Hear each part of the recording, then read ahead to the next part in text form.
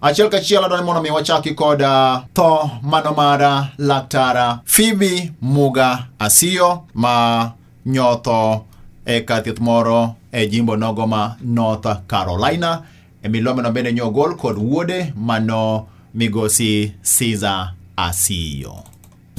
Mama to incho yudo stroke not long ago ka ne limbe America oro mane mochande, but at the same time mama be no se chopo biga man 93, she was 93 years old. Yeah, koro yudo stroke at 93 to bedo mate. She was in hospital, she was with the men, the rest of my family, and you know, they were all around her in North Carolina. Mind is a very big loss to Uganda MAKALUO and white mate kendo one gire matut kabisa. Koro wakwayo manani wajiure kendo wacham kaka wako mama maber. Jotelo mopogore bende ne oro otegi mag lit kaachiel koda kuyo ewi tho ma kamano. Harrison Ochieng kuyo machiegni e chenro mar rameny piny Kenya e jumanie. Mos jokanyanam. Angeni ni se moso gi gokinyi. Moso kachaka no gi kendo. Nogi anwa kendo. Kamana enya jokanyanam kendo en mor kanyasami wangima ibagero komi ngima. Mor ka kororo twake duon jokanyanam okinyi makawoni rameny piny Kenya. Kamano neno ka mheshimiwa bende osechopo kata kamano wewe ogam moya matin. Achiel kachiel ka wachako twako kinyi makawuono tho mano mar Laktara Phoebe Muga Asiyo. Ne jasiasa marandiga miyo motegno miyo mano mako lwet mine modhuro mane donja lap mano mar siasa. Inyalo pare gang'o? Senior kiwinjo ka non golo ne mama Laktara Phoebe Asiyo ne kedo na tich wakeni. Ratiro mag wakeni, ratiro mag nyithindo manyiri. Senior mano ng'ama tekne ni mala hinya. Mano iwacho ni mwanamke bomba. Mwanamke bomba gidholuo kilokno gidholuo mwanamke bomba tena. Mano miyo mong'ith, mano miyo motegno. Miyo man kod oteku. Karibu. Karibu. Aha. So kaka jakom mar maendeleo ya wanawake to ginitiere kokas moro bende ne ntiere mabende gin jo siasa mabende notelo ne no keto historia Ndiko sigana. Chin kacha usebero kotuore matin kala kamano chabo bonus ilongo na trailblazer.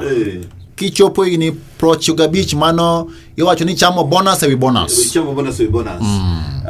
To kendo wakeni mamoko mag jotelo bende onengo por kite maber no endo. Kamano. Yes. Wakili Clifford Obiero ilongo no biro.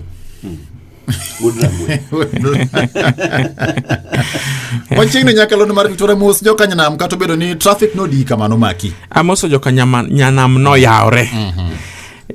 Akwayo ng'uono ne jowinjo kuom deko weche mag ndara seche moko bedo gi kendo matin.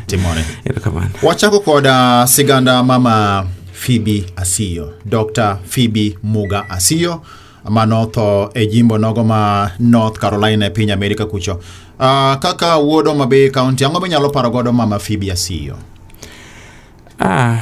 Mama Phoebe Asiyo en miyo ma wang'eyo ni ne nigi history maber kaachiel gi relationship maber mar oganda Luo. Ne en miyo manochiwo ranyisi maber kuom oganda ma joma mine e yor tiyo matek, e yor konyo oganda, to gi e yor yore mopogore mabeyo ma inyalo dhi tichungo kamoro to kichiwo encouragement tinyalo tiyo gi nyinge kaka sigana mar jok ma odak makare to timo timbe mabeyo e kind oganda. Erokamano nya mama Phoebe Asiyo kanyalo pare na chielo kuom mine minyalo wacho ni siro motegna ahinya to lapo nogo mano mara tend mine ka iwinjo ka mama Gladys Wanga owacho ni ma minwa ma bende no mako lwetwa minwa ma bende ne ochung' kodwa nyaka ka jotelogo mago ma mine. Wawinjane Mheshimiwa Rosa Buyu. Mageno, Mama Phoebe Asiyo, ma bende dendo ni Nyagoro. Mama osekedo ne pinywa ka. Mama ne odonjo siasa e kinde mane mine gin mana welo siasa. Kendo ne ochung' gi joma chuo midewo. Moyombo gi kata debe. Ei bunge, mama ne ochung' matek e weche mag mine kod nyithindo manyiri. Kokedo ne dongruok moko weyo ng'ata oko. Dongruok morwako koda joma mine. Norwako puonjruok to kod tiegruok mag joma mine e yore duto. Obed yore mag somo, obed yore mag ohala, obed yore mag siasa, obed yore mag telo. Makata mine matindi dendo ni jotelo gi duto oyudo mana nying mar telo koluwore kod tich mane mama otiyo. Mama bende nong'eyo ni riwruok mar oganda e teko mar oganda, kendo noriwo wiwa waduto. Akwayo mana kwe ne nyithinde kaachiel gi jokarachuonyo to gi jokenya duto, sana joma mine. Nind gi kwe Nyagoro, nind gi kwe. Kenyans. Wakili, lesson mane miparo ni kaka jo Kenya wanyalo somo kowuok kuom ngima mar Mama Phoebe Asiyo? One lesson. Puonjruok mwayudo kuom ngima mar Phoebe Asiyo ni gimoro amora nyalo timore. Ing'e ni king'iyo ndalo ma Phoebe Asiyo nodonjo siasa, to gi kaka nogo siasa, to gi kinde mane kata mana somo mar joma mine ne en gima tin kinde oganda. Ibro yudo ka jok moko nitiere machalo weyni wa machon ka. Ibro yudo ka mane yudo ka nodhi sikul mokalo klas 8 kata mochope klas 8 no. Ne gin mana achiel mano wuok kuom familia moko ma jonyuol gi nodewo skul. Sani endi ka ni wacho Phoebe Asiyo kane nyadhi mabed ja siasa, mogore go kumbo chuo, mochwe mologi, mobed ranyisi makare e kinde no e joma mine. Ka sani endi kiwinjo ka jama mie ng'amiyo modonje siasa, to ywak mani an miyo. To ka kinde ka no nyalo wuok morakre gi joka ka, modhi mobed ranyisi makare, nyiso ni ni kare onge gimok nyal timore. Kendo gimoro amora matimore nitiere angone. There is always the first time for something to happen for the rest to now follow. Sani endi ka koro neno ka ranyisi mar Phoebe Asiyo nodonjo, kineno ka koro gavana Wanga gene sani endi koro gen jotelo madongo e kinde siasa ka girakore gi jok machuo magok gidongo magichwe magiyombi. Rosa Buyu gene rakore gi jok mosebudhe siasa higni malang magidhi magiyombi. Iduogi yudo Ruth Odinga kikwano gi kamano endo kidhi Fatuma Network gini kuchocho mago koro ngeni women rep. But ngeno king'iyo rakruok magirakore go kata gi mon wetegi, to ng'isi ni en rakruok molony manyasani manyiso ni kata mana dichuo kata mana ng'amiyo sani endi onge pogruok. Nyocha bende ang'iso siepena moko ni sani endi kod nego bed ni timo positive discrimination, to nego bed ni gima ni timo ne joma mine choncha koro timne joma chuo, nikech ing'eyo kata kibiye field mar okinde ka mon ng'eny moloyo chuo.